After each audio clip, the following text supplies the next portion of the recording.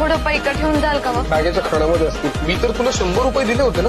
ते समजा खर्च झालं. असे कसे खर्च झाले? अगं महिन्याभरासाठी होते ते. भाईजी घरातलं डबं खाली झालं होतं. वाहन सामान आणायचं होतं. मुलांच्या शाळेच्या फिया बी भरल्या. समजा चाललं त्यामध्ये. वाण सामान घर खर्चाला लागणारा पैसा मला काही समजत नाही का? अगं थोडे के नाही 100 रुपये होते ते. आठवायचा प्रयत्न कर. इतर काही खर्च झालाय का? कापड घेतली. नवीन आणायला झाली होती. कशासाठी कापड आणली? काय उधळपट्टी चालवली ही? मुलांची काहीच हाऊस मौज होत नाही. जुनेर झाली ती कापड म्हणून आणली. तसं बी पुढे बोल. 450 रुपये पगारापैकी 100 रुपये का दिले घर खर्चाला? असंच म्हणायचं होतं ना तुला? आपल्याला छान चोकीने राहता यावं म्हणून मी नोकरी धरलेली नाहीये. मला पैसे साठवायचे आणि माझं अर्धवट राहिलेलं शिक्षण मला पूर्ण करायचंय. मी ज्या वेळेला परदेशामध्ये जाईन त्यावेळेला तुमच्यासाठी मला घर खर्चाला पैसे द्यावेच लागणार. मी इथे काटकसरीने जगायचा प्रयत्न करतोय आणि तुमची मात्र खुशाल उधळपट्टी चालू आहे. खुशीनं मनात भरत आलं. मला माफ करायची चुकी झाली. चूक केल्यावर चूक झाली असं म्हणण्यामध्ये काय अर्थ आहे?